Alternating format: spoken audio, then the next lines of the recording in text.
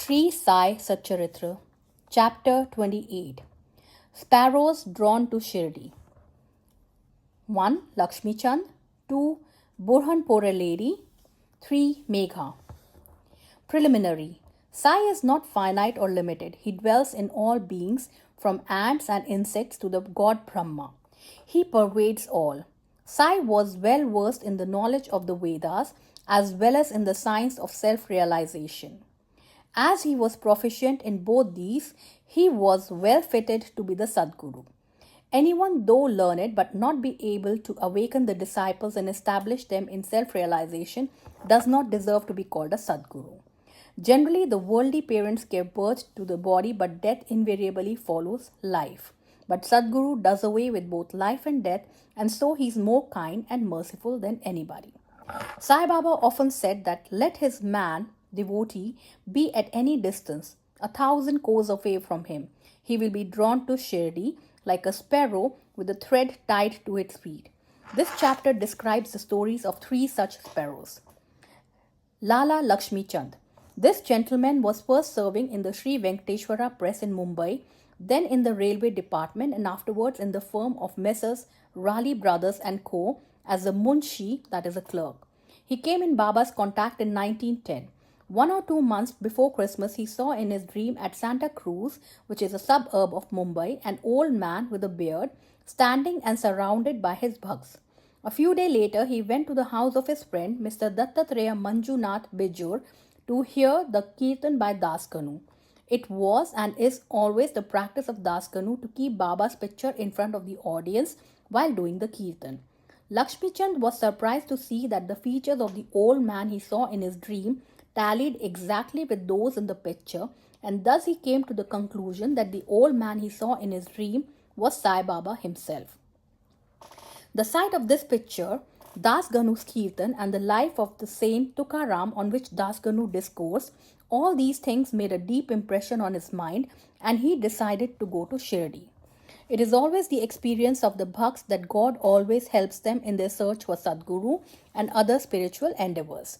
That very night, a friend named Shankar Rao knocked at his door and asked him whether he would accompany him to Shirdi.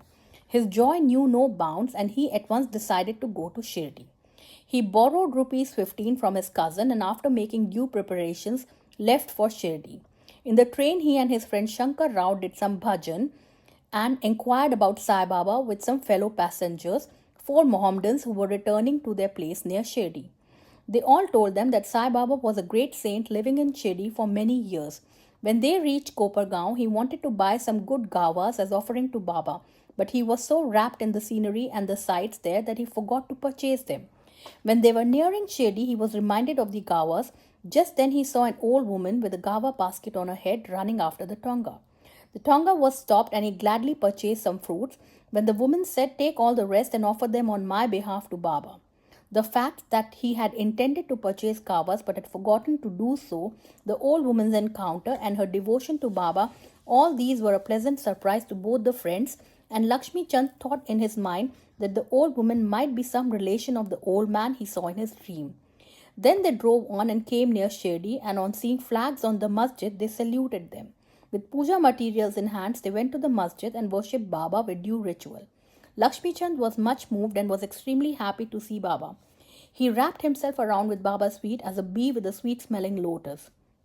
Then Baba spoke as follows. "Cunning fellow, he does bhajan on the way and inquires from others. Why ask others? Everything we should see with our own eyes. Where is the necessity to question others? Just think for yourself whether your dream is true or not.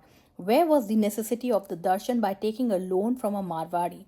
Is the heart's desire now satisfied?" Hearing these words, Lakshmi Chand was wonderstruck at Baba's omniscience. He was at a loss to know how Baba came to know about all the things that had happened en route from his house to Shirdi. The chief thing to note in this respect is that Baba never liked people to borrow or take loan for his darshan, or celebrating any holiday or making any pilgrimage. Sansa. At noon, when Lakshmi Chand was sitting for meals, he got sansa, wheat pudding, from a devotee as prasad. He was pleased to have it. Next day also he expected it, but got nothing, so he was anxious to get it again. Then on the 3rd day at noon, Aarti time, Bapu Sahib Jog asked Baba what Naivedya he should bring. Baba told him to bring sansa. Then the Bhaks brought 2 big potfuls of sansa. Lakshmi Chand was very hungry and there was some pain in his back. Then Baba said to him, "It is good that you are hungry. Take sansa and some medicine for the pain in the back." He was again wonderstruck to see that Baba again read his mind and spoke out what was passing therein. How omniscient was he! Evil Eye. During this visit, he, Lakshmi Chand, also witnessed one night the procession to the Chawri. Baba then suffered much from cough. He thought that this suffering of Baba might be due to somebody's evil eye. Next morning, when he went to the masjid, Baba spoke to Shama as follows: "I suffered last night from cough. Is it due to some evil eye? I think that somebody's evil eye has worked on me and so I am suffering." In this case, Baba spoke out what was going on in the mind of Lakshmi Chand. On seeing these proofs of Baba omniscience and kindness to his Bhaks, he fell prostrate at Baba's feet and said, "I am much blessed with your darshan. Ever be kind and merciful to me and protect me always. There is no other God to me in this world except you. Let my mind be ever wrapped in your bhajan and feet. Let your grace protect me from the miseries of the world and let me ever chant your name and be happy." After getting Baba's Udi and blessings, he returned home with his friend, much pleased and contented, and was singing Baba's glory on the way. He remained a staunch devotee of Baba then onwards and always sent garlands of flowers, camphor, and dakshina with any person of his acquaintance bound for Shirdi. Burhanpore lady. Now let us turn to another sparrow. One lady in Burhanpore saw in her dream Sai Baba coming to her door and begging khichdi, that is rice cooked with dal and salt, for his meals. On waking up, she saw nobody at her door. However, she was pleased with the vision and told it to all, including her husband. He was employed in the postal department, and when he was transferred to Akola, both husband and wife, who were devout persons, decided to go to Shirdi. Then on a suitable day, they left for Shirdi and after visiting Gomti Tirath on the way, reached Shirdi and stayed there for 2 months. Every day they went to the masjid, worshipped Baba and passed their time happily. The couple came to Shirdi to offer khichdi as nevedya, but for the first 14 days, somehow or other, it could not be offered. The lady did not like this delay or tardiness. Then on the 15th day, she came at noon to the masjid with her khichdi. There she found that Baba and others were already sitting for meals and that the curtain was down. Nobody dared enter in when the curtain was down, but the lady could not wait. She lifted up the curtain and entered. Strange to say that Baba seemed that day hungry for khichdi and wanted that thing first. And when the lady came in with the dish, Baba was delighted and began to eat morsel after morsel of khichdi. On seeing the earnestness of Baba in this respect, everybody was wonderstruck, and those who heard the story of khichdi were convinced about his extraordinary love for his devotees. Megha. Now let us go to the third sparrow. Megha of Viramgaon was a simple and illiterate Brahmin cook of Rao Bahadur H.V. Sathe.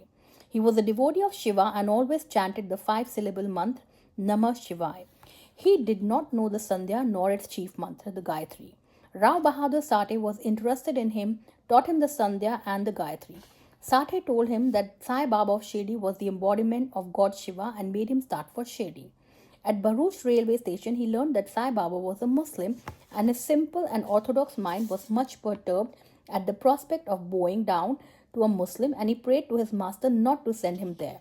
His master, however, insisted on his going there and gave him a letter of introduction to his Sathe's father-in-law, Ganesh Damodar alias Dada Khelkar at Shirdi, to introduce him to Sai Baba.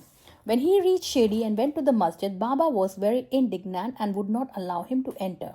"Kick out the rascal," roared Baba, and then said to Megha, "You are a high caste Brahmin and I am a low Muslim.